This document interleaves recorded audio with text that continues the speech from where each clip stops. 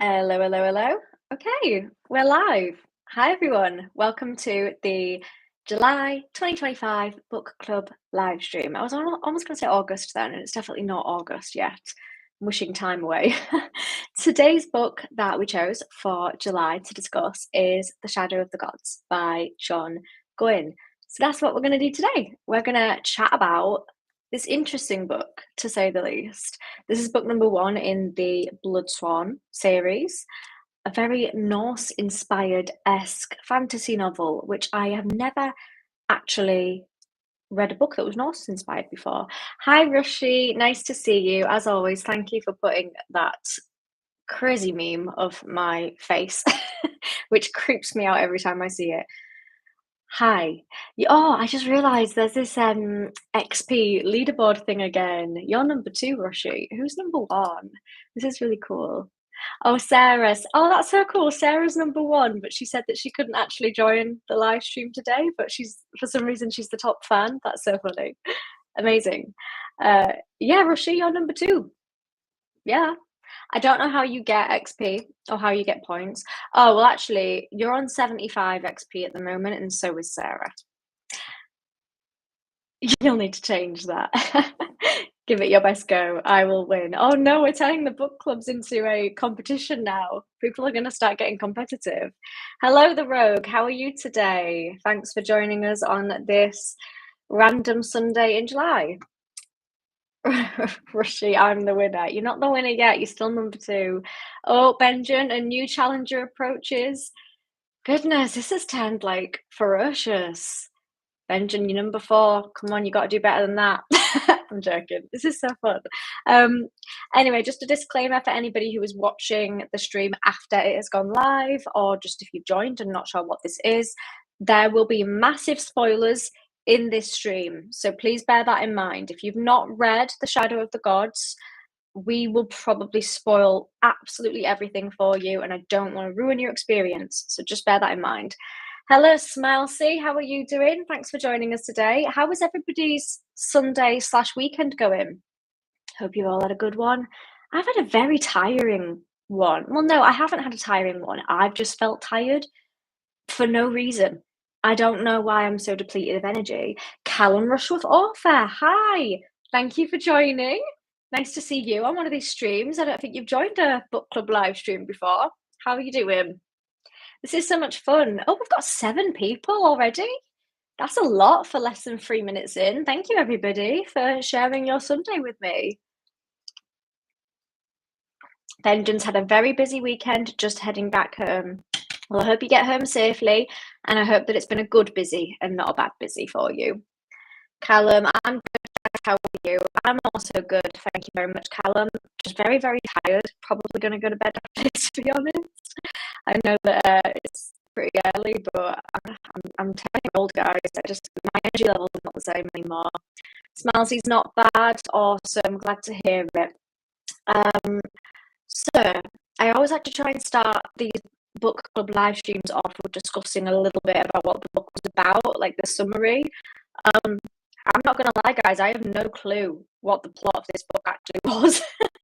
It just felt like random.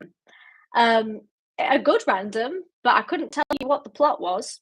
So yeah, that was fun. You're sounding a little staticky, am I? I wonder why that is. It's better now. Maybe I was moving around too much. Maybe it didn't like me moving. Should I stay still like a robot? Okay. Well, let me know if it's not good. Obviously, let me know if there's any issues, and I will try and solve that in the best way that I can. But I'm not very technically gifted, so I can't make any promises. 8 people. Wow. Thank you, guys. 8 people is decent for a book club live stream. 9 people. Wow. Okay. Cool. Thanks, guys. Really appreciate it. So first and foremost, what did you all think about this book? What were your opinions? Benjamin says, I felt the same way reading the book itself, to be honest, plot-wise. Yeah, I actually agree as well. I couldn't really tell you what the plot of the Blade itself was. All I know is that I had a good time. But I don't understand what the plot was. Same with this book. I don't really know. Like, obviously, it's split into 3 POVs. So you've got the three main characters, Orca, Varg, and Elvar, I think their names are. And they've all got their own different plots, but it kind of leads them to the same place. Like towards the end of the book, obviously, kind of spoiler alert, they do all end up along the same track in terms of the location that they're heading to, but their reasons for going there are very, very different. Like they all have very different plots. In a way, they're all trying to like avenge something. They're all trying to gain like justice for something. I can hear a lot of banging. Why do I hear a lot of banging? That's interesting. Smarty says, I started listening to Fever Dream this week. Awesome. How is the audiobook? Is it good? I've not listened to the Fever Dream audiobook. I hope you enjoy it. Maxwell Reeds, thank you so much for joining us today. I think this story feels very much like the start of a story. Yeah, I love it, and I love the big twist at the end of Spoiler's true identity. The world is fantastic in that one. Yeah. Oh, absolutely. Good thing that you said the Norse word there. I would love to read more Norse-inspired books. This is the first one. This is the first Norse, that's hard to say, first Norse-inspired, it's a tongue twister, book that I've ever read, and I really, really enjoyed it. So if anybody does have other recommendations for books that are along that wavelength, that would be great, because this inspired me to want to pick up some more. Smarcy says, good so far, yeah. Awesome, I hope you enjoy it, because I've really, really enjoyed Fever Dream, so I hope the audiobook is good for you as well. Yeah, so what did you guys think to the characters in this book? If I'm being honest, and I think this is probably the weakest part of it for me, was that I didn't really connect to the main characters. There was one POV in particular that I was really invested in, really connected with, and was rooting for, and then the other two I didn't really feel all that much towards. So the one that I liked the most is Varg. I believe his name is Varg. Yeah, Varg. He was the one that I liked the most. I liked his motive the most, trying to avenge his sister, trying to join the Bloodsworn so that he can, have this ritual done by the witch, which kind of replays the last moments of his sister's death so that he can see who killed her. I really liked his storyline and his motives for what he was doing. The other two, Elvar and Orca, I understood why they were doing what they were doing, but I just didn't feel that connected to them. I think we don't know all that much about them. I think we didn't really get to see much about them as people compared to how much we did with Varg. Maxwell says, I loved Varg. I think he has a very strong setup there. Yeah, absolutely. I adore Orca, though. She's such a badass. Yeah, she is. I mean, all the characters are badasses, aren't they? They're all very, very strong characters, that is for sure. I'm just excited to read the next book so that I feel like I can learn more about Elvar and Orca. I feel like there's more to come from them. I feel like we got like a very good amount of depth from Varg, but the other two, I think we could get a little bit more, maybe learning a little bit more about their pasts as well. I feel like we got quite a lot about Varg's past. He was constantly referring to his life on the farm. He was constantly telling others about his backstory. He was constantly thinking about his sister. So we learn a lot about his past. I don't feel like we learn all that much about Orca and Elvar's past, but I'm excited to learn more about them in the next book, hopefully, which I will definitely pick up. Benjamin says, it's good having an older mother character in Orca. You don't see that too often. Absolutely. I thought that was very unique, very original. I can't remember the last time I actually read a book with like an older mother character, and also that drove her storyline. Her main plot is to find her son, and what's happened to him. Like, she didn't even get time to grieve the loss of her husband because she immediately needs to set out and find her son. So I really enjoyed that as well. I also think that there's more to come in terms of the plot for why they're taking all these kids. Like, we had a few characters in which their kids had been taken, their tainted kids had been taken. Obviously, it's for some kind of like ritual, but I feel like the end ramped up the action for that plot, and we're going to get more from that in book 2. I can feel it. Maxwell says, having read the next two, Elva gets a lot better. Cool. Book two gave me one of the most exciting moments I've ever experienced reading fantasy. That is a very strong statement. I am very excited to read the next book. There wasn't even a question as to whether or not I was going to continue the series. Like, I decided not even halfway through that I was going to continue the series. I really enjoyed this book. It's not like the best book that I've ever read, but that's purely just because of me not connecting as much to Elvar and Orca compared to Varg. But it was really, really cool. I'm very excited to read the next one in the series. For reference, I read about 20 fantasy books or so. Awesome. I don't even know how many I've read. To be fair, I feel like the majority of what I read now is fantasy. I used to read a lot of different genres, but this year I've read like more fantasy than ever before. And I don't know why that is. I just really, really like it. I'm in my fantasy era at the moment. But yeah, this was great. Also, Maxwell mentioned a little bit about the action at the end. This, like the ending to this book, was crazy. There was so much action, and I had like chills. It was the type of book where at the end I didn't want to stop reading, so I didn't want to take a pause. I didn't want to put the book down when we were in the middle of something. So I did kind of like binge read the latter part of the book because it was just ramped up. There was just so much to take in. It was really good. I do love it from Maxwell. Insane ending. Also, the dragon god is terrifying. Yeah, totally understandable. Yeah, it honestly was. It was. Oh, it was so. It was just honestly insane. But it was like in the best possible way. Sanderlanche-esque ending. Well, I've never actually read any Sanderson. Um, I know, crazy plot twist. Benjamin says a lot of the side characters did feel very similar, though. Found it a bit hard to differentiate between the different war bands. Yes, I agree with that as well. So there were characters that were in the Bloodsworn, and then there were characters that were in the Battle Grim, where I'd forgotten who was who. So I'd forgotten which character I was going to see in Elvar's storyline and which one I was going to see in Varg's, because those two war bands do feel very similar. There wasn't like a uniqueness to those characters in the different war bands, but I feel like they would all be quite similar. They're all kind of like Viking-esque warriors, aren't they? But yeah, I just feel like we didn't get all that much from like to differentiate their personality types. The one in particular that stood out the most to me was Svik.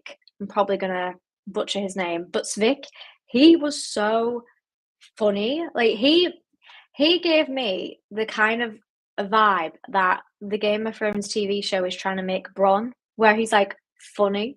Like he's a bit more of like a witty, comical character. Like some of the one-liners that Svik was coming out with were so funny. Like he added humor in parts of his dialogue.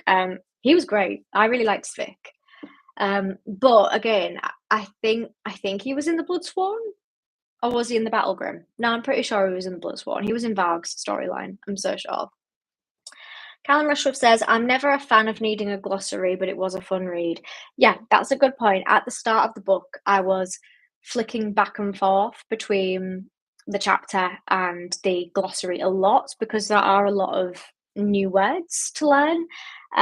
Luckily, a lot of them are repeated throughout the book. So once you get the grasp of what they mean at the start, you then don't need to use the glossary because you can kind of remember it.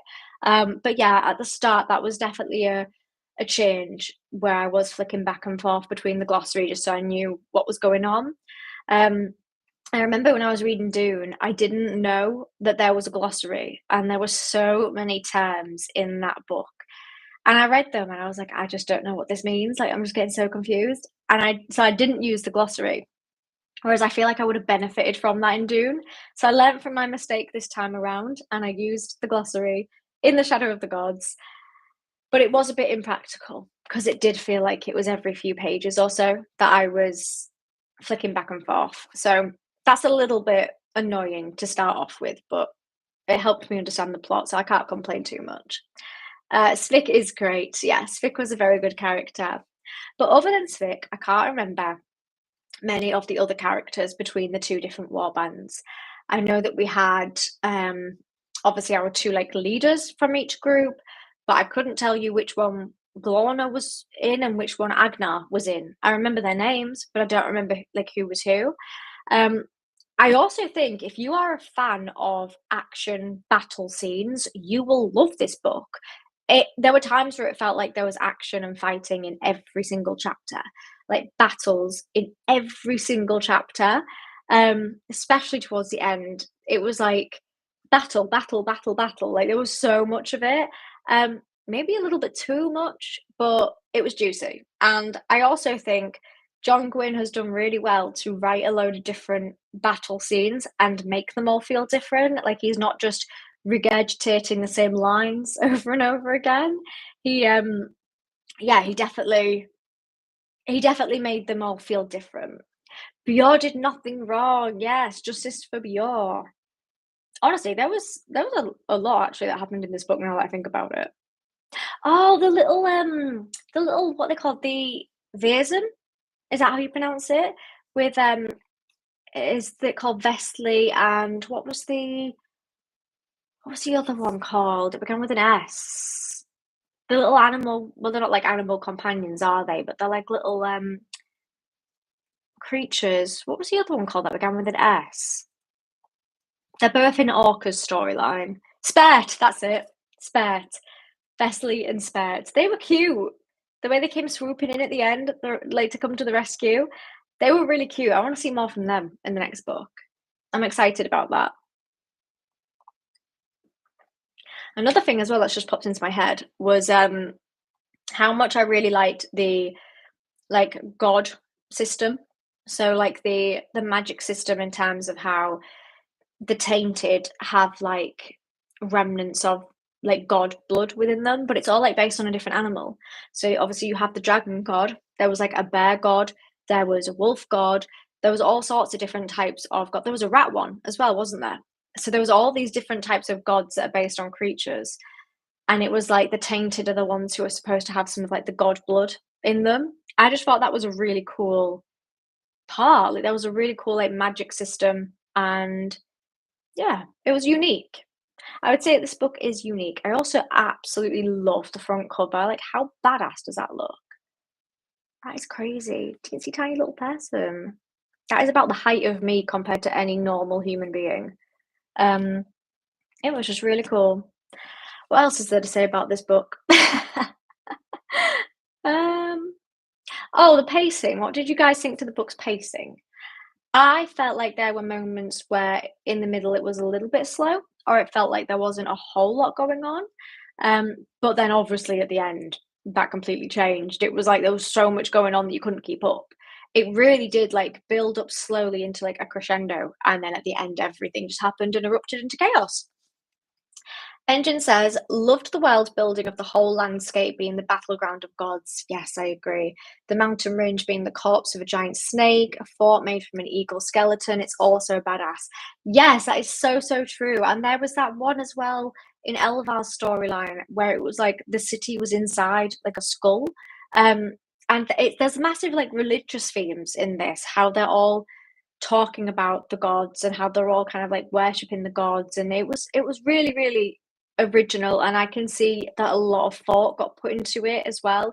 It's very clear to see that John Gwynne clearly like planned all this stuff out beforehand and like focused on the world building before writing this novel, because it just felt so detailed, so in depth, and just really interesting as well. I really liked it. If you guys could be tainted with a god blood within you, what would it be? I would like to be a bear. I think I would want to be a bear. And I'm sure there was a name for the bear one in the glossary as well, wasn't there? Was it called Berserker?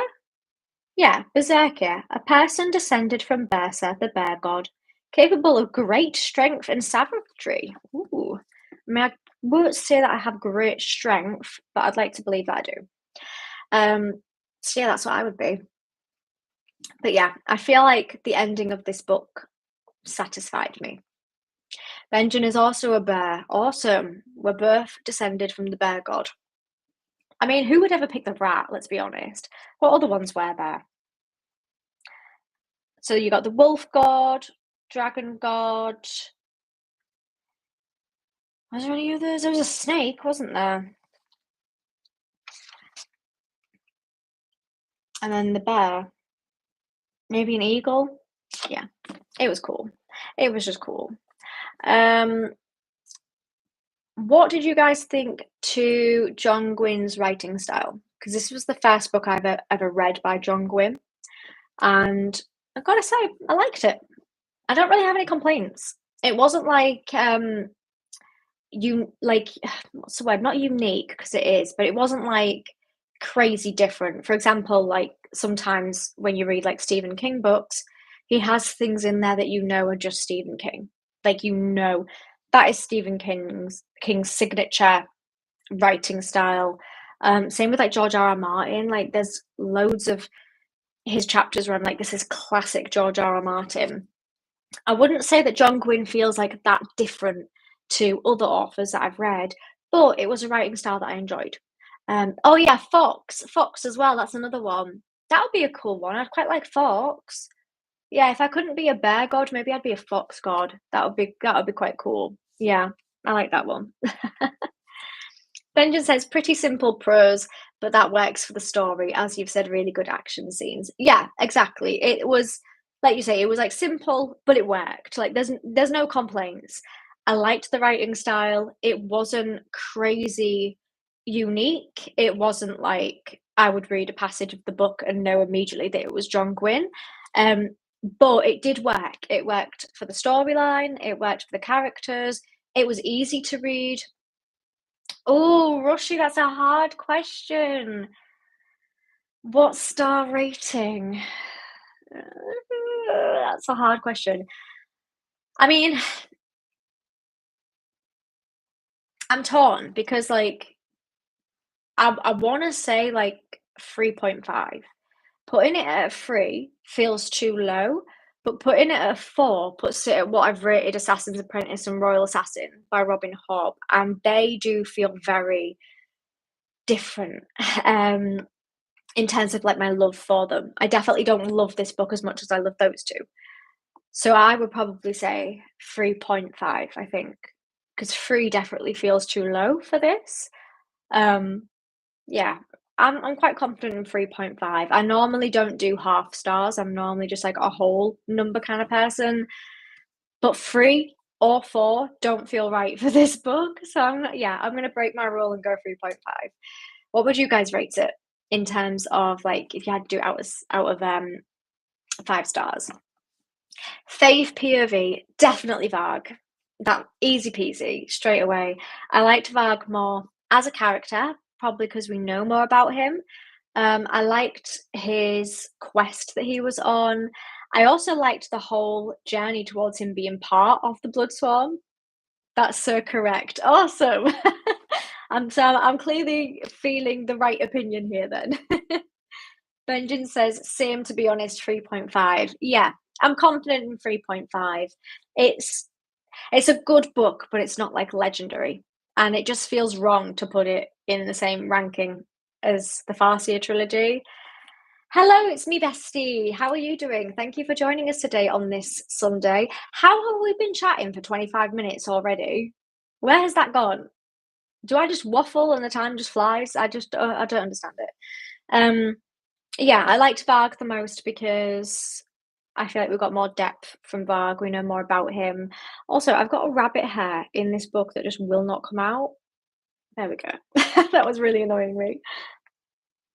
Oh yeah, good point. The term "fort cage" was a bit jarring and took some time to get used to.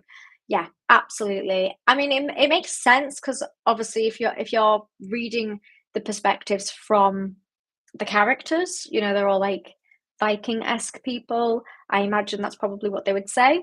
But it did feel like unnatural to say because that's not what we would say. So it just felt a little bit like an adjustment trying to get used to it. Bestie says, for me, it's a 3-star book because of the jumps between the characters. Yeah, that makes sense. Definitely. It does feel too high to put it at a 4-star. I definitely do agree with that. You should slip that phrase in at your work. It's like that challenge where you should say something really absurd and random and see if anybody picks up on it. I might try that next time I'm in a meeting. I'll say Fort Cage and see if people clock onto it. Let me lurk for a bit more until the women's Euro final is over. Yeah, I planned this at the wrong time. Yeah, I feel like most people will be watching the footy tonight, but thanks for lurking. I appreciate it. Um, yeah, actually, to be fair, we've got 10 people in. That's good. That is a good number. Pretty sure Fort Cage was used for that one character because they have mild autism or something. I think he based two different characters off of his kids. Did he?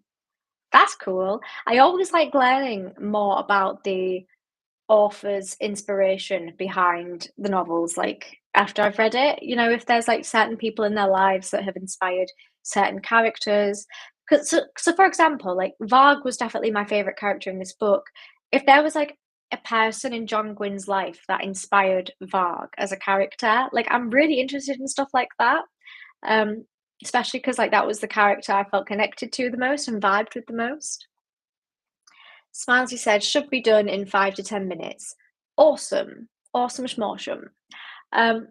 Also, I felt as well, I think his name was Forkel, the guy that Orc was married to, who died. Didn't really feel anything for that. I didn't feel connected enough to Forkel to care that he died. Does that make me really evil? And I also felt like Orca didn't really care. She cared for a little bit in that chapter, and then she was just like completely focused on finding her son, which, priorities, I suppose you would, wouldn't you? If it was a toss up between your husband or your child, 9 times out of 10, people are going to choose the child, I imagine. Hopefully, they never have to be confronted with the choice. But it makes sense. But I just feel like there wasn't really that much like grief and loss from her. There wasn't really that much emotion. I didn't particularly care. So I don't know, maybe he needed a little bit more character depth for me to care about his death. But that's just me. Maybe I'm just really cruel. One of the main characters in Gwynne's other series has autism. It was a good portrayal. Oh, that's really interesting. What other series or books does John Gwynne do? Because I don't actually know other than The Blood Swan. And I did like his writing style enough to consider reading another book by him, definitely. Goodness, I'm racing through my water. I always get so thirsty on these streams. Maybe I just need to slow down talking.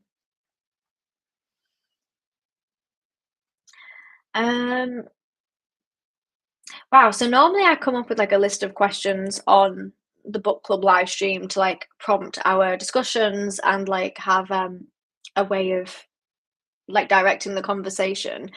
One of them is, are there any underlying or hidden themes within the book or messages? I genuinely don't think there is. Like, did you guys get any underlying like themes or messages from this? It really doesn't feel like there is. Forkel died too early in the book to really get to know him as a character. Yeah, I completely agree. And it was also before we really knew Orca as a character as well. So like I didn't really care about Forkel because we knew like nothing about him. And at that point I also didn't care about Orca all that much. So I didn't feel saddened for her. I didn't feel like I sympathized for her all that much. So yeah, I do feel like it could have been a little bit later in the storyline. Maybe he could have died a different way. Maybe he could have started off with joining her on her quest to find their son, and then he could have died along that route. It just felt a bit early, didn't it? The Faithful and the Fallen is his previous series. It's in my top 5. It's so good. Awesome. That's a strong statement. Maybe I'll have to check that out as well. Obviously, I'm going to finish this series first because I have started way too many series and I need to finish them. So now that I've started this one, I will finish this one first.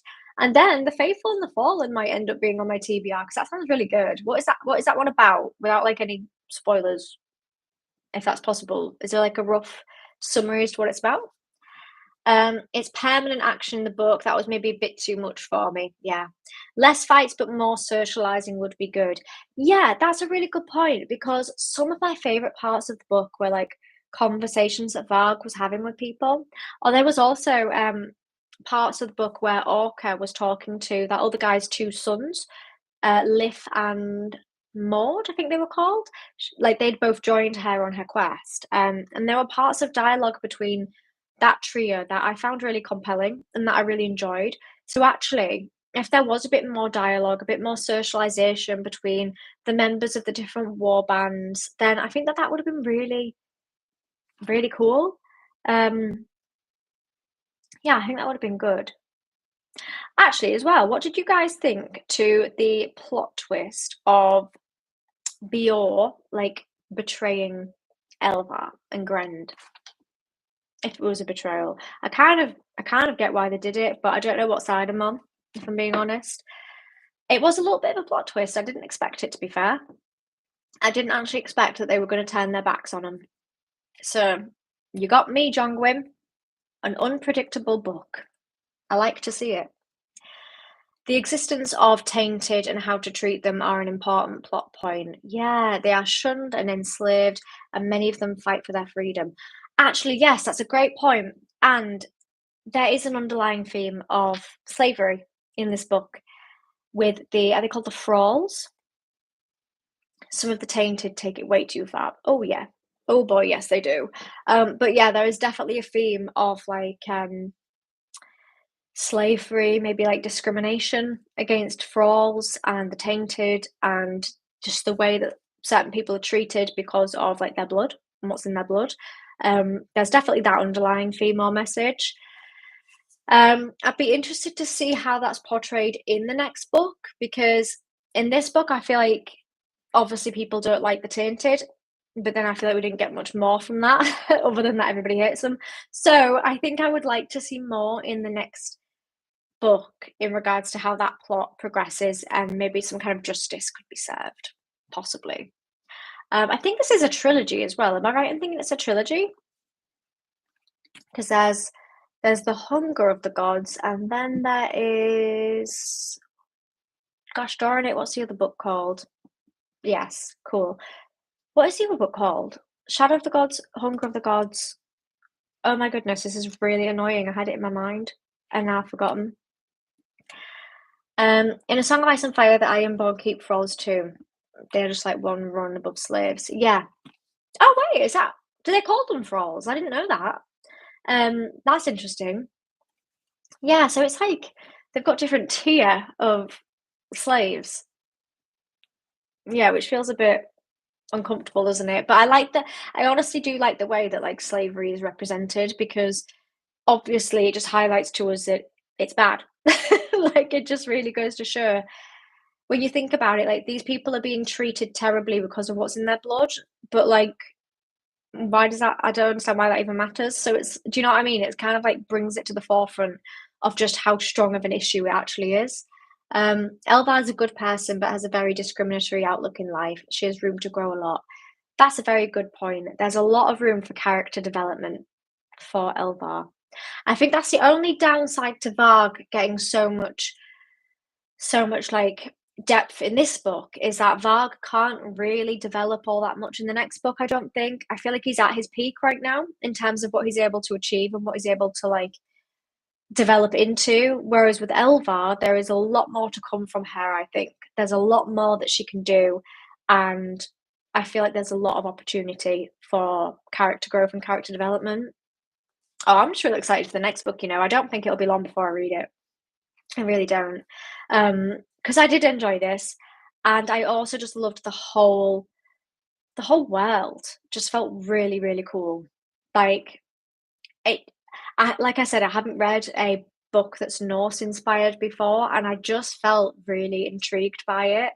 I also felt like the description of like the different types of boat, and when they're all like rowing on their boat, I just thought it was really like cool. And there's really good descriptions of like water and like the sea air and the wind blowing like in their faces whilst they're rowing their boat, and it was just like very calming. That's the word I'm looking for. There was a lot of description that was calming in this book, and I just really liked it. I thought it was great. Also, I felt very, very sorry for the trolls in this book. I don't think the trolls are treated very well. It's like they see a troll and their main thing to do is to kill it. Like, why? I felt sad. Like, in fact, the saddest death that I experienced in this book was that troll who just wanted his piece of land, and then they just all fought him for no reason, and it was just quite sad. I did feel sorry for the troll. I like Bior as a character. He is a good person that has found himself in bad company. His murder of Agnar is seen as repellent. Agnar seemed like a good leader, but in the end he was a slave trader. Yeah, I feel like that's why I'm conflicted and why I don't know what side I'm on, because I did like Agnar.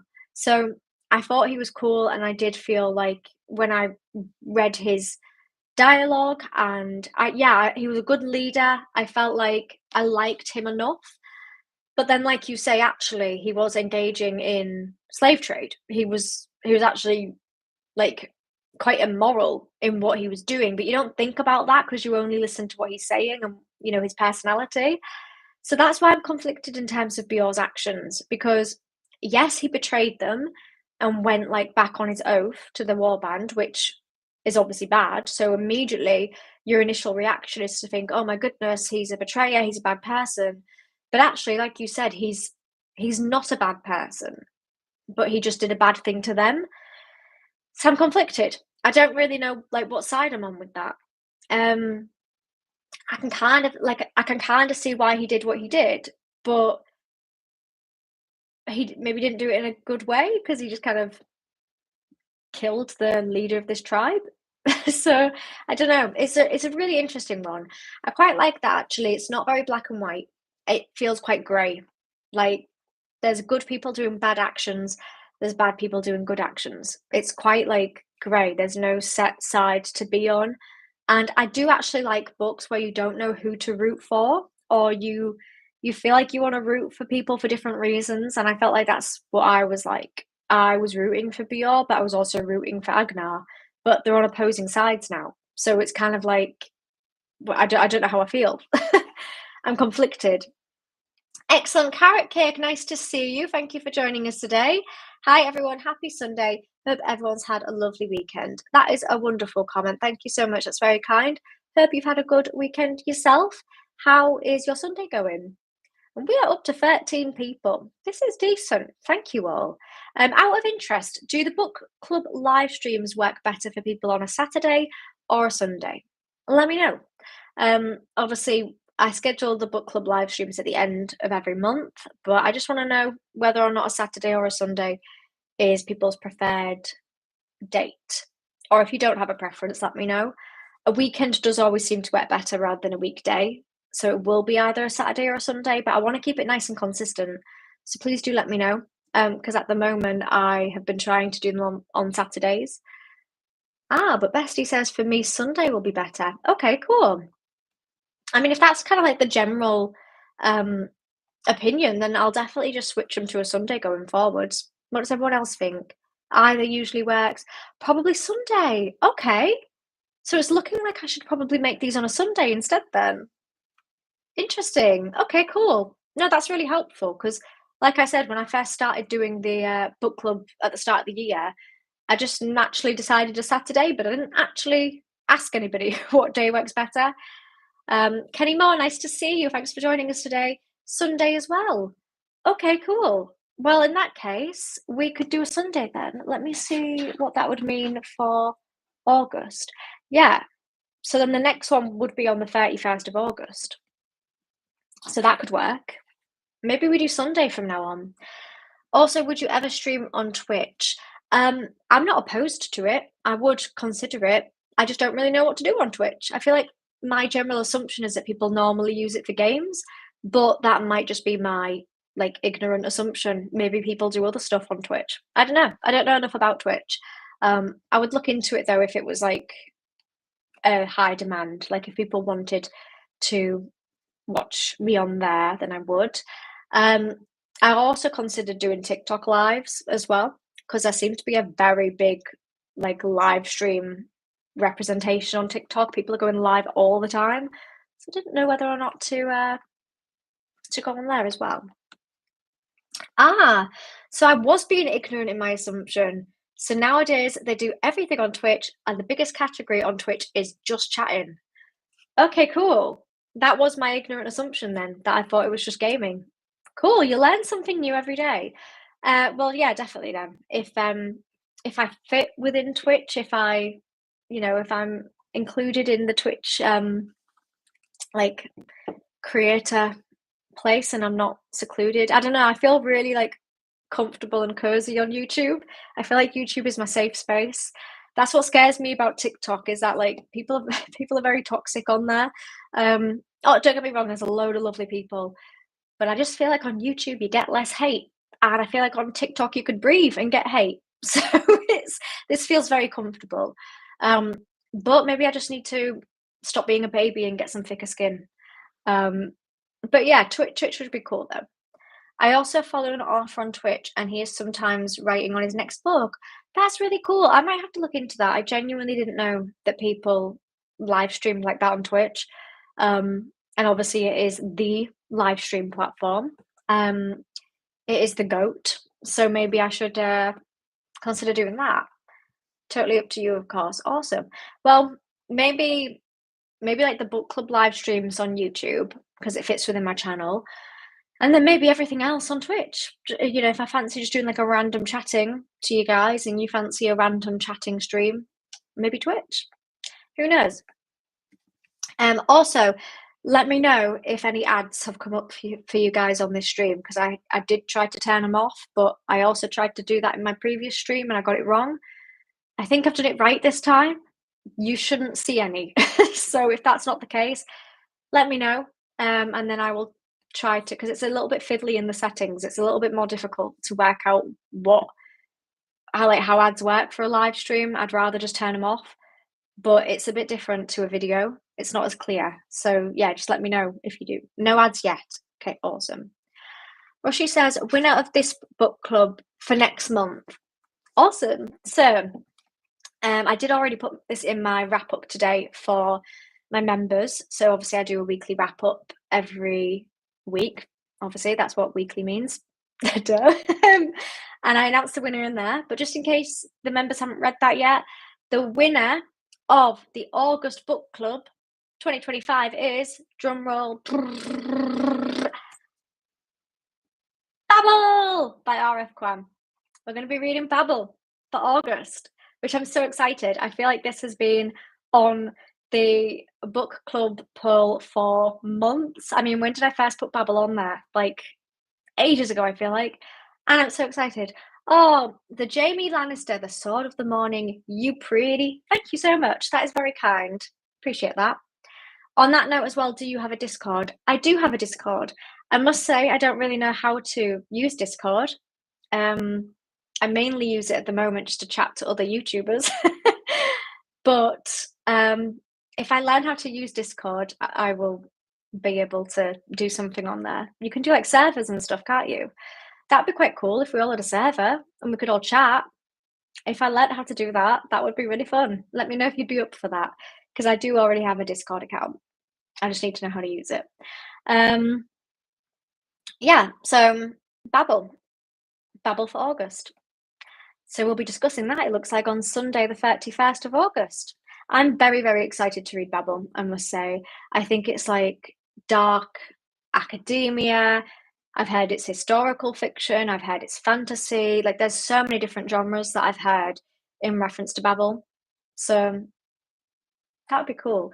I just saw a flash outside the window. It does kind of look like it could be a thunderstorm, but that caught me off guard. Oh yeah, do you have a server for your channel, people? Discord is basically a social media platform with private servers and voice chats. Yeah, I could create a server then, if you guys would be up for that. And again, if it's like something that people would want, I would definitely try and make that. Just let me know, and then I can get that set up. But no, I don't have a server yet. But if that is something that people would be interested in, then yeah, cool. Awesome. There's a lot of cool changes I feel like we've agreed on today. First female book club author too. Yes, which I'm very happy about. It has taken us a while to have a female in the book club. I don't know why that is. I think, to be fair, it's just the poll, isn't it? Like obviously we vote every month and people are just drawn to certain books that they want to read. But yeah, it's nice to have female author representation for the first time this year. I think a lot of the authors in the book club poll are female now, aren't they? Because we've also got Jade City, We've also got, what are the other books I put in the book club poll? Why have I forgotten? Babel, Jade City. What are the other 2 books that are in the book club poll? Why have I forgotten? Do you know the book Blood Meriden, Judge Holden? You know? No, I don't. Would you recommend it? What's it about? No, I don't know that one. I've not come across that yet. Fondly, Jade City is on my Audible wish list. Awesome. Well, hopefully it'll get picked for the book club at some point because I really want to read it. But it hasn't been picked yet. Yeah, and also as well, if there's any books that you guys want to see on the book club poll, please do let me know because I will be happy to add them on there. Obviously, we get a new book every month added to the poll, so I will take Babel's off and then I will need another book to fill its place. So please do let me know if there's anything in particular that you want to see in a future book club and we'll make sure we add it in. I do also have a couple of standalones from like Brandon Sanderson, and there's also a Joe Abercrombie standalone that was recommended. Last time we did a live stream, actually, people were recommending that. So I have added those onto a list. So they possibly could be added in. But yeah, just let me know if there's any other books that you want to see in the book club polls. Who is your favourite character in Game of Thrones? I feel like this changes every time. So I mean, Tyrion is up there in both the TV show and the books. Tyrion is up there. I would probably say Tyrion is my favourite in the TV show for sure. He is a favourite in the book series, but I feel like when we get to Dance with Dragons, I feel like his chapters are not my favourite anymore. They kind of go down a little bit. So I feel like maybe Arya. I think Arya is consistently great in all the books. She's not my favourite in the TV show though. So hopefully that answers it. So yeah, Tyrion in the TV show, Arya in the book series. Because I consistently like all of Arya's storylines, her POV chapters, her plots. Yeah, I really do like Arya. Smarty, yes, I recommended Piranesi by Susanna Clarke last month. I'm not sure if you added it. I did. That's another one. Yeah, Piranesi was the new one that I added to the poll for this month. Because that one obviously replaced Shadow of the Gods. So I added Piranesi in. So thank you very much for recommending that because that was added into the book club poll. And that will stay there until it's picked, really. But that one looks amazing as well. I've had some really great things about that. So I really do hope it's picked at some point soon. Tyrion goes on a bit of a villain arc in Dance. Yeah, he definitely does. And I just feel like some of his chapters get like a little bit long and a little bit slow. I just feel like not all that much happens in Tyrion's in Dance. But they are still good because he's great. He's a good character. Kings of the Wild by Nicholas Eames. It's about a legendary warband going on one more quest 20 years after they have retired. That sounds very, very cool. I need to write that down. Thank you so much for that recommendation because that definitely sounds a bit of me. Like that sounds really cool. Right, here we go. Book club. Oh, that's it. For the future, I've also got Blood Over Brighthaven, The Stand by Stephen King, Best Served Cold. I need to add that. And then Kings of the Wild by Nicholas Eames. Or Ames. Cool. Oh, that's it. The other book on the poll is Sword of Kaigan. Is the poll on YouTube? Yes, Smilesy. The poll is always on my YouTube like community page posts thing. I normally put it up at about the middle of every month, so normally roughly about the middle of July, and I leave it up there for about a week, and then you can just vote on there as to what book you want picked. So Babel has won. I am closing the poll like today, and then obviously I'm announcing it to everybody tomorrow. But obviously you guys have announced it to you first that Babel is the book for August. So yeah, it'll be about the middle of August that I post the next poll. So yeah, feel free to check it out if you want to vote. Bestie says, I've read it, but Blood Over Brighthaven is amazing. Yeah, I've heard really good things about that. So I've got that on a list for a future poll as well. That would be really cool to read. Who wins in a fight, Reek or Bran? Um, Depends if Bran can do his wargy wargy stuff. Because if Bran can just warg into like, you know, his dire wolf, then Bran, technically Summer. I don't know about the book, but in the show, my number one favourite is Tywin. That's a good choice. Number two, Jamie, and three, Tyrion, because these three characters have better acting and dialogue performances and are not boring. Yeah, I absolutely agree. They are all very personable. They are all very engaging. I actually do prefer Jamie a lot more in the show than I do in the books. I didn't really feel much for his redemption arc in the books. I didn't really vibe with him. But in the TV show, I do feel very connected to him and I'm liking him a lot more. Kenny Moss says, Reek. Hello, Robert. Thank you for joining us. Hi, just stopping by to say hello. Is the discussion over? I'm on page 175 of the book at the moment and I'm afraid of spoilers. We'll just say I'm really enjoying it. Well, to be honest, I think you've missed the majority of the spoilers. We definitely spoiled the ending about 20 minutes ago. But we now just seem to be talking about all sorts of random stuff. So yeah, I'm pretty sure you're safe. I think you're safe. I think the general opinion on here was that we did enjoy the book. We won't say much about the ending, but the ending was really good. And that we would all continue it. So yeah, I'm glad that you're enjoying it at the moment. By the way, I just watched your women's national football team become European champions again. Woo! Awesome. That's great. Yeah, I really did schedule this live stream at the wrong time, didn't I? But awesome. That is very, very cool. I'm very excited to watch some highlights from that after this, to be fair. Tywin is a big upgrade in the show, I think. Charles Dance is such a powerful presence and they gave him some great dialogue. They really did. And what I've got to say about the TV show, obviously I'm only on season 4 at the moment, but the dialogue is great. Like they really, and like the way that the actors perform the dialogue, they've really brought the characters to life. In some ways, they've improved them. Yeah, and Tywin is one of those. Tywin is one of those characters that for sure got improved because of the way that Charles Dance delivers the dialogue. He did a great job. Depends of walking into her door is on the table. Oh yeah, I mean, I talk about lack of personal space, just walking into another person. What? It's honestly disrespectful. What Bran does to her door is horrible when you think of it. Yeah, it's horrid. It's awful, isn't it? I feel like we've just gained so many more people in the live stream now that the football's over. I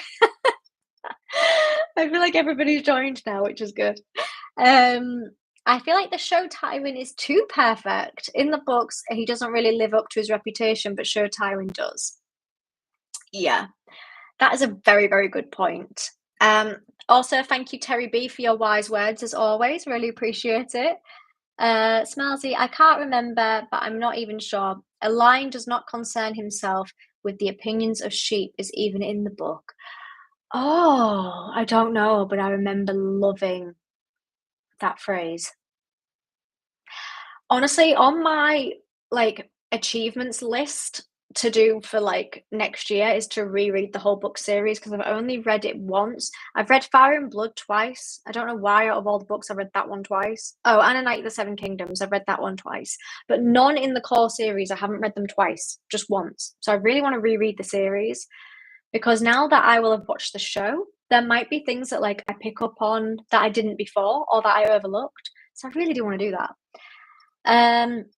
Sorry if it was already revealed, but is the next month book chosen yet? Yes, it is. I haven't actually announced it yet on my YouTube channel because I opened the poll on Monday and then I give it a week and then I announce it a week later. So I was going to announce it tomorrow because it's Monday again. But the book for August is Babel by R.F. Kuang. I'm really intrigued by this one. I'm going into it kind of blind. I don't know much about it. I know that it's dark academia, historical, fantasy, and yeah, it seems to cover a lot of different genres. So I'm really excited to read that. So yeah, if you want to read Babel or if you already have, feel free to get involved. Such a good line. I have a feeling it was originally for the show and not in the book.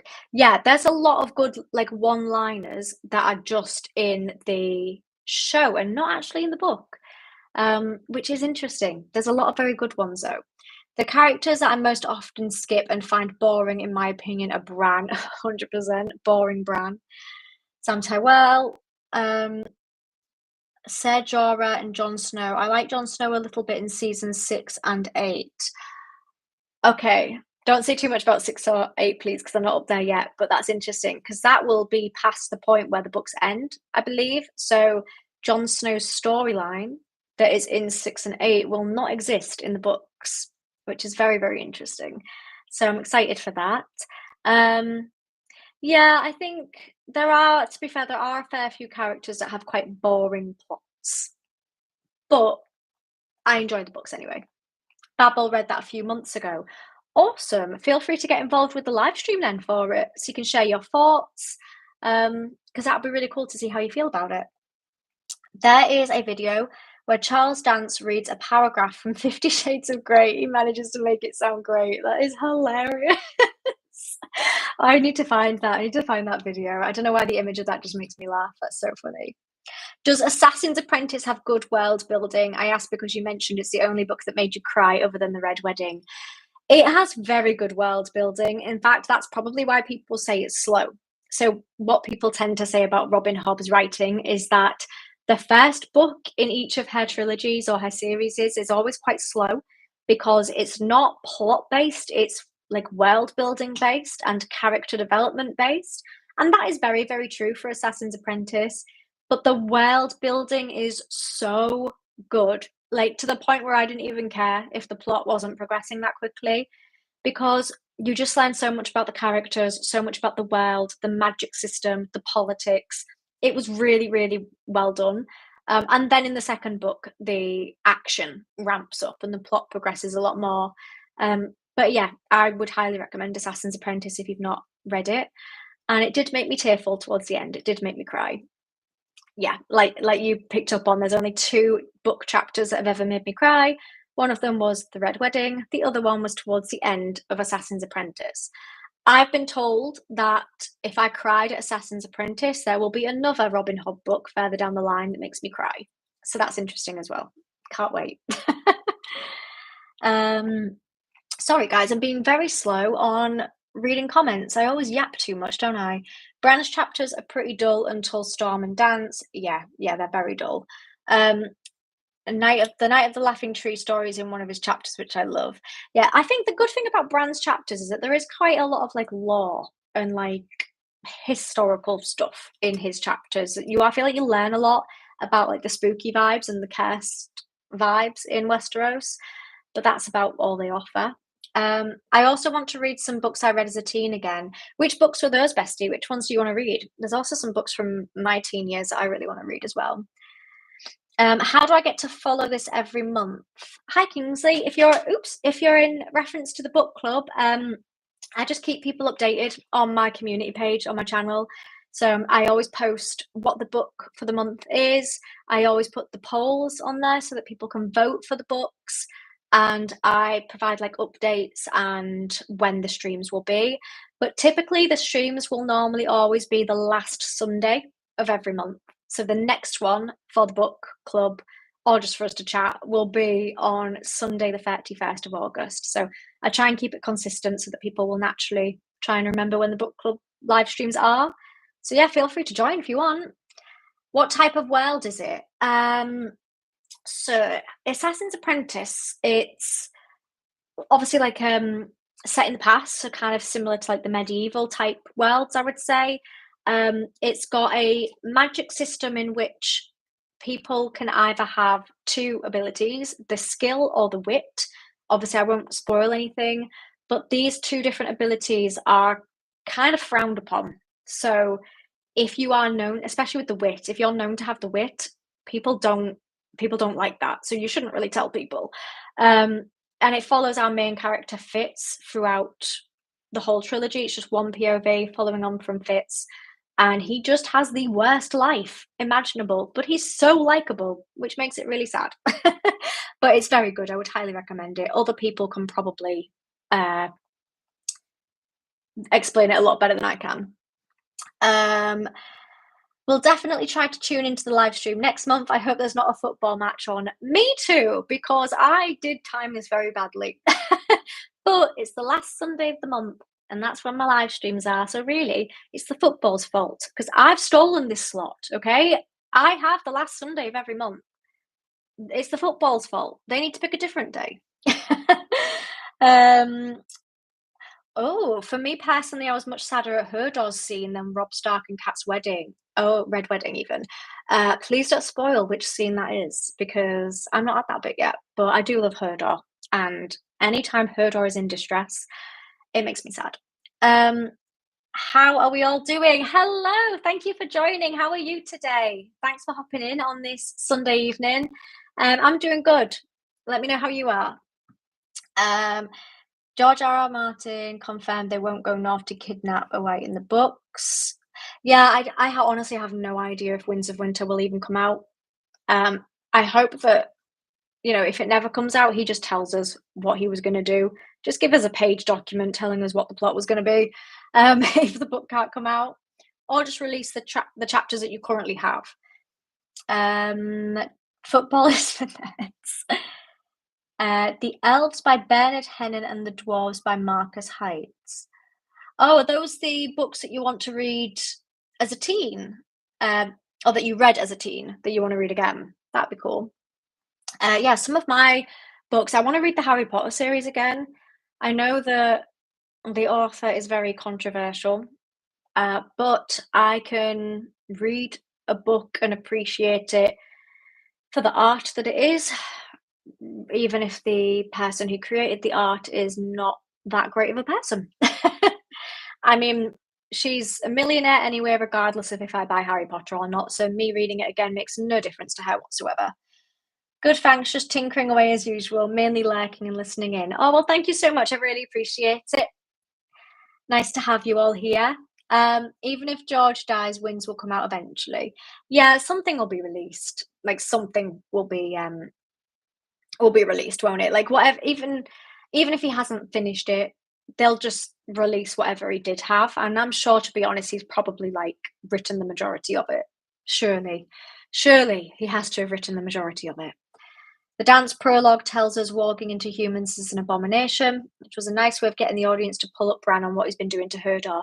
Yes, I really liked that actually, because when I first read the prologue, I thought like, oh, it was like interesting. It was like giving us some more information about warging. But then actually, upon reflection, the deeper themes of it do highly relate to Bran. And like what he's doing to Herdor is actually just like, I don't think cruel is the right word. Like disgraceful. Yeah, it's basically like the least amount of respect you could give to a person. He basically does not respect Herdor at all from that point. So yeah, I don't really like Bran all that much. I'm gonna reread Pet Sematary because of a particular booktuber. Ooh, I wonder who that could be. Honestly, reread it. I had the best time reading Pet Sematary. And actually, I've just realised my video for Pet Sematary hasn't yet gone live to the public, but it will do at 8:30. So in 27 minutes, my Pet Sematary vlog will go live. So if any of you are not a member and you want to watch that, look out in 26 minutes, because that is when my Pet Sematary vlog comes out, and it was a journey. Oh my goodness, what a book, what a novel. The dance prologue is one of my favourite chapters of the series, honestly. Yeah, I can really see why. I'm listening to Stephen Fry read Goblet of Fire at the moment. It's funny how similar the dragons are to A Song of Ice and Fire. See, this is why I want to reread Harry Potter, because I read it when I hadn't read much fantasy at all before, but now like I've read a lot of fantasy since then, so I kind of want to reread it and see like if it hits the same. Yeah, and see if there's anything that it might have inspired later works in fantasy. So yeah, I really do want to reread it. It's subtle, but on a reread you can tell Herdor feels very violated by it. Rightly so. You would, wouldn't you? Like if somebody walked into me right now, I would be horrified. Imagine all the creepy stuff they could make me do. Yeah, it's basically like a lack of free will. I wouldn't be happy with it. I don't think anybody would. Let's see. So 1 year ago, I was waiting eagerly for the winds of winter. Now I try to stick to more realistic expectations, like world peace or a fix for global warming. I like that. Yeah, or everybody like living on Mars. I feel like that is more probable than winds of winter coming out. And I'm glad that you have that perspective as well, because like I don't want to sound like cynical or negative, but I just don't think it will come out because or not in a full form. Like we said earlier, it may come out in like random chapters that he's done, but we've waited this long and I just feel like there's a point where he can't quite pick it back up again because I mean, how long has it actually been? A long time. Longer than longer than a lot of people have like lived for, to be honest. Like it's just been so long that I just think if he hasn't continued the series by now, he never will. So yeah, that's my negative opinion, hot take. Controversial sounds like rolling. Yeah, 100%. Um, do, do, do, do. Oh yeah, Arthur Dane. So I remember when I was about to read Game of Thrones, the first book, for the first time, someone told me that their favorite character was Arthur Dane. So I read the book series waiting to hear from Arthur Dane. Then I realized he's not a POV character. He's not even in this timeline. Like he's deceased. So at that point, I was thinking I've been like tricked into expecting that Arthur Dane was going to be my favorite character. I can see why he is somebody's favorite character, but there's like not enough from him to. Do you know what I mean? Like I was expecting loads from him and for him to be a main character, but he really isn't. So yeah, I just thought that was quite like interesting that somebody told me. Like the first thing I heard about Game of Thrones was that that was people's favorite character. So funny. Um, Kenny Moore agrees with the dance prologue, and you read Pet Sematary for the first time in 1985. Awesome, and I feel like that's not too far after it got released. Might be wrong, but I'm sure it was released in the 1980s, unless I'm thinking of a different Stephen King book. But yeah, definitely reread it if you get time, because honestly, it was incredible. 59 years passed between the publication of Upton Sinclair's King Cole and the follow-up, The Cole War. 59 years. I mean, that's a bit of a joke, isn't it? Wow. What a joke to their fan base. 59 years. I may not even live another 59 years from now. In fact, I actually might not. Is it like humanly possible for me to live another 50? So that would be if we make round it up to 60 for easy numbers. Oh, possibly. I might just still be alive in 59 years if I die of old age. Touch wood. Let's hope I do. There are some crazy theories that Sarah Arthur Dane is alive. Honestly, I should do a video reacting to some crazy A Song of Ice and Fire theories because there's a lot and they are very crazy. Was Harry Potter your start into fantasy? It was my second fantasy book after The Hobbit. The Hobbit is a very good one to start off with. Yeah, I think Harry Potter was my first fantasy read. Well, technically, one that I read beforehand was called Fallen by Lauren Kate. That one is fantasy, but it's based on like very religious fantasy. So it's not like magical stuff. It's not like it's more like angels, devils, that kind of like religious fantasy. It's not like what we typically base a lot of like other fantasy on, if that makes sense. I mean, there's religious themes in A Song of Ice and Fire, but I wouldn't say that is like the main part of the plot. Whereas in Fallen, it was. So I would say that was like my first proper fantasy, and then shortly after it was Harry Potter. So I would say Harry Potter is more similar to the type of fantasy I read today. So I'd say that's like very similar to what I currently read. So, but yeah, both of those were like my first one, like my first start into fantasy. Arthur Dane is like Boba Fett in Star Wars, a very minor that is a character that is a fan favorite. Yeah, that's what I'm kind of grasping from Arthur Dane. Again, I want to reread it, like read the series, so I can see how I feel. I don't really have an opinion on Arthur Dane at the moment. Over 20 years between Psycho 1 and 2. 20 years? Goodness me, it's crazy. I don't think George will make it to 59 years. Yeah, same. we've got to be realistic about this. He ain't. I mean, I hate to say it, but he's not getting any younger, and how many more years can he afford to wait? Do you know what I mean? Like, I don't want to be mean about it, but if we think realistically, he doesn't really have the luxury of time to wait. I could be wrong. He could live to like 150. Let's hope he is. I like the theory that Corin Halfhand is secretly Sir Arthur Dane. What on earth? Honestly, these theories are crazy. Which Harry Potter house, though? So, when I did the quiz on Pottermore, I was a Hufflepuff.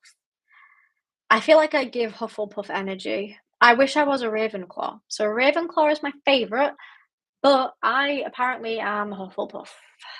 What can I say? What house are you guys? Let me know what Harry Potter house you guys would be. There are 50 fan theories where Dane is alive under some hidden identity. I need to look into these theories, honestly. Mine was Beast Quest. There was hundreds of them. Really, buy the books fantasy for kids. Yeah, that's a good point. Like, what books got you guys into fantasy? What was the first like fantasy book that you guys read? All of these theories where someone is secretly someone else are kind of annoying. Yeah, same. And I feel like some of them are like clutching at straws. Do you know, like, when people see like oh, it was raining on the day that a character did this, which means that they're secretly a sea serpent. It's like, no, you are really clutching at straws with these theories. Like, that's how some of them feel. They are very like they just don't make sense. Yay, Jack, we've got a fellow Hufflepuff. Woo! Oh, Carrot Cake's a Ravenclaw. I'm very jealous. I want to be a Ravenclaw so bad. And you've literally rubbed my face in it with that comment because you've put my face 3 times. Actually, I always forget to use my own memes. Let me see if I can pop a few of my memes in. Emojis even. There we go. Corin is a great swordsman and taught himself to fight with his weak hand after his injury. Something Jaime Lannister couldn't do. So he must have been extremely skilled to do that. Oh, for sure. There's no doubting that he is great. And actually, that's the thing. I can see the similarities to Arthur Dane, because Arthur Dane was like the greatest swordsman. Like, he was incredible. But he's not a secret identity. He's not secretly somebody else, surely. Oh, Smilesy, don't tell me you believe this theory. The timelines do seem to line up when Arthur dies and Corin turns up at the Night's Watch. Are you serious? Do you believe this theory? Well, maybe I need to look into it. I'm judging before I've even looked at the evidence. Ravenclaw, more like Rave and Paw. Holla. Honestly, I think I think the thing about Hufflepuff is that we're all just a bit cute. Like, we're not really built for war, are we? We're just like cute. Do you know what I mean? Let me have my fun with silly theories. You can have your silly theories as long as you admit that they're silly. There's no harm in that. Take accountability. I like Slytherin. I liked Voldemort when he first opened his eyes, but it seems like maybe my personality is more suited and tends towards Gryffindor. Yeah, Gryffindor's like a good balanced one. It's like proper, like, loyal. Like, Gryffindor, you can't go wrong with Gryffindor, can you? It's a goodie. I did the test. I'm Ravenclaw, even though I thought I will be Hufflepuff. Oh, all right. Again, just rub it in then, make us jealous. So why did you think you'd be a Hufflepuff, but you surprised yourself, but you're secretly a Ravenclaw? I'm very jealous. I'm not salty at all that I'm not a Ravenclaw. I mean, there are theories that Rhaegar is Mance. The fandom has theories for everything. Yeah, there's so many theories out there. I need to look into them more often, because I think my mind will be blown. Okay, everybody here saying that you thought you'd be a Hufflepuff. Well, aren't you the lucky ones? Because you're not. Honestly, all these Ravenclaws, they're just rubbing our faces in it. Do you watch the show House of the Dragon? Yes. I did. Yes, I did watch House of the Dragon. Season 3 will be out at some point, probably next year. I don't think it's going to be out this year, is it? I was a little bit disappointed in season 2. I thought season 1 was brilliant. Season 2, on the other hand, I think it ended a little bit poorly. But they can definitely, like, make a comeback, can't they? I'm watching a book club video, for God's sake. A book book club video that's now turned into random chats, but I love it. You guys are keeping me entertained on this Sunday evening. Hufflepuffs are who you go to when you need a magical 3.5. Oh yeah, 100%. Hey, don't diss a Hufflepuff. We're great. You think arguably the greatest swordsman ever was defeated by little Howland Reed, who could barely even fight, just because he got stabbed in the back. Can't believe Arthur is getting caught like it. This is hilarious. This is funny. Everyone's putting their 2 pence in. Also, let's see who's winning the leaderboard. So there's 18 people on the leaderboard. Smilesy, you are currently number 1 with 150 XP. Next up, we have Benjen with 100 XP and Callum Rushworth Author with 100 XP. Also, I find it crazy that Sarah is 4th, but she hasn't actually joined the live stream. And she's actually like above people who have been in the live stream. That is so funny. How has Sarah got 4th? That's actually really hilarious. YouTube is just like messing with you all at this point.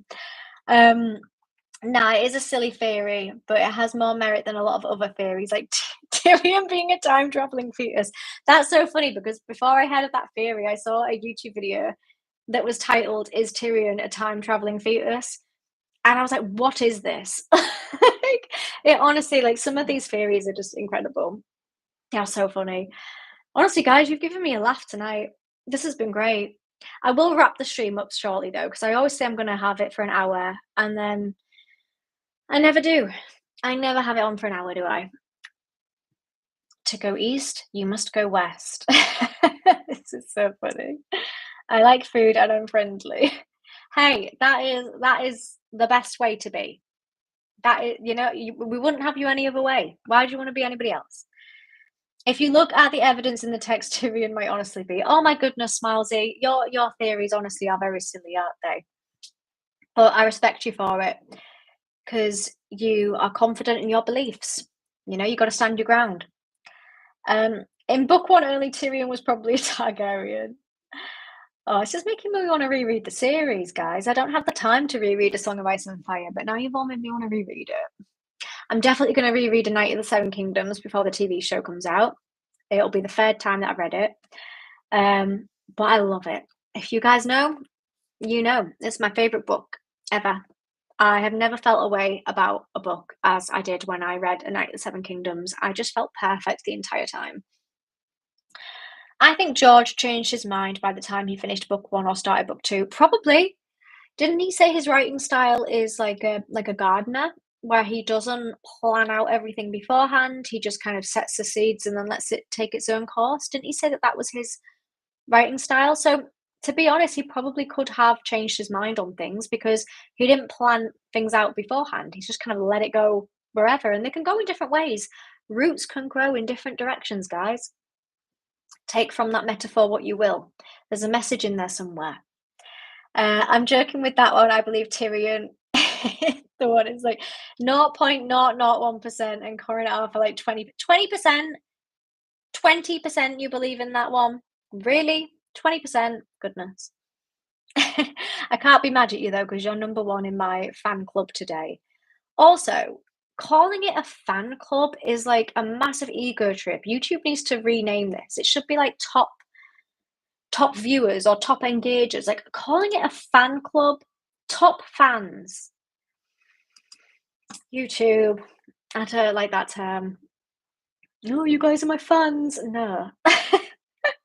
I recently finished my reread. It's worth it. Oh, I really want to. I really do want to. If anybody fancies a reread of A Song of Ice and Fire next year, let me know. And then we'll coordinate it together. We'll buddy read. Jack's a fan, deal with it. Hey, I'm not going to complain. If you guys want to self-certify as my fans, go for it.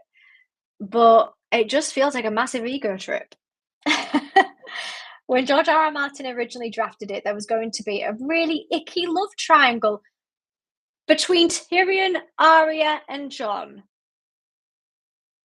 Are you serious? Please tell me that's a joke. Please.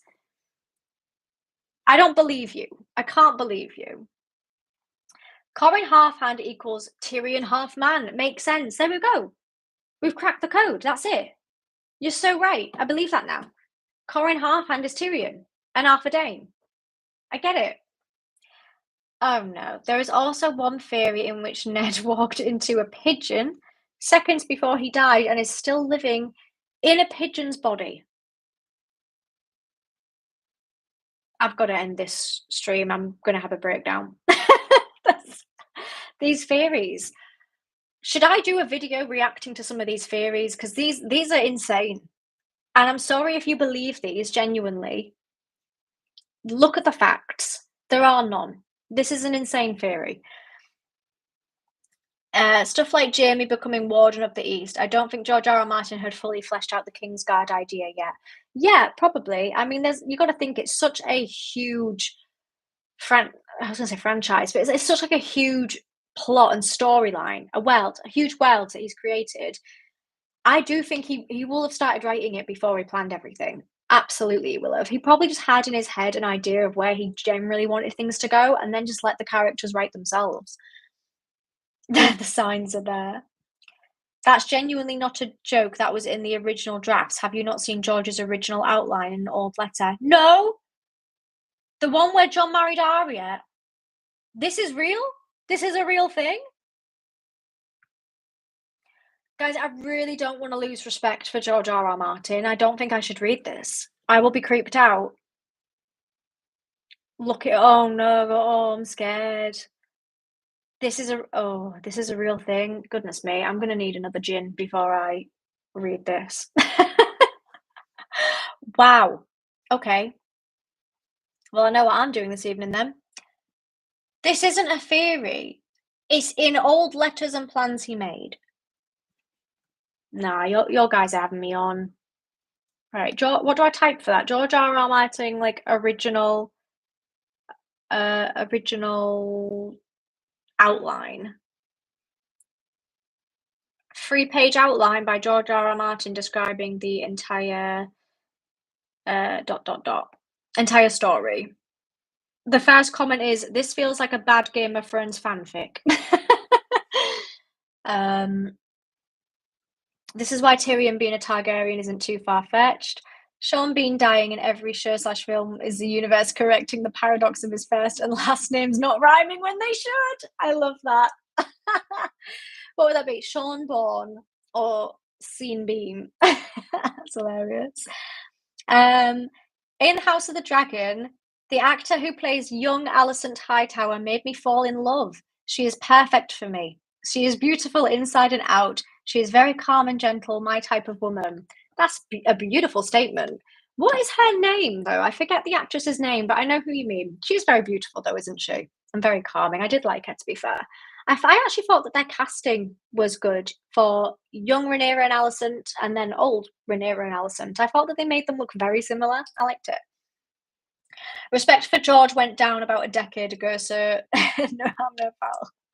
Yeah, to be fair, like, I mean, waiting this long for Winds of Winter means that we already shouldn't respect him. Hot take. He said he knows where certain characters are going to end up and what the final lines are going to be. That's cool. I'd appreciate if he could just tell us. Just put a Word document out there and just tell us what it is. Right, let me have a... Oh my goodness. I think I found the outline.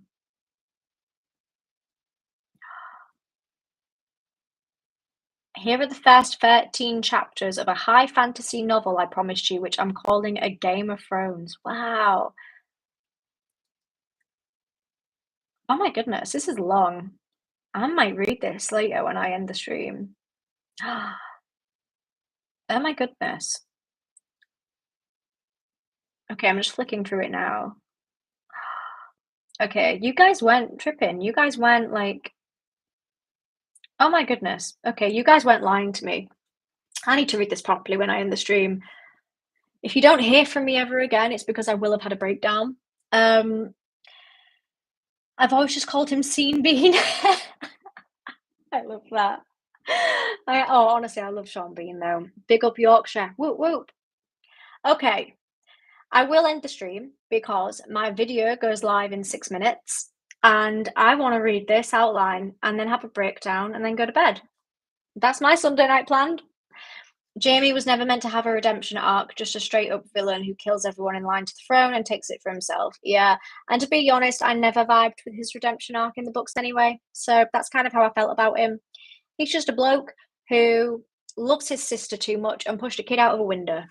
hmm I think he didn't plan to have 7 Kingsguards when he started writing book 1. There were only 3 Kingsguard in the royal caravan coming to Winterfell. The whole royal family is there, so what are the other 4 doing?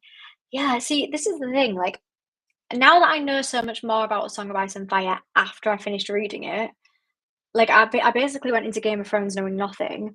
I really wanna reread it now, knowing more, like, coming from a more knowledgeable base, and I was gonna say maybe noticing, like, consistency errors, but, like, there isn't, like, consistency errors, but, like, recognizing things that maybe didn't make as much sense as when I, like, read it the first time. Because when I read it the first time, I didn't think, I just took the information and I didn't think, whereas now I can, like, think of my own different theories, I can question things more that I didn't do the first time around.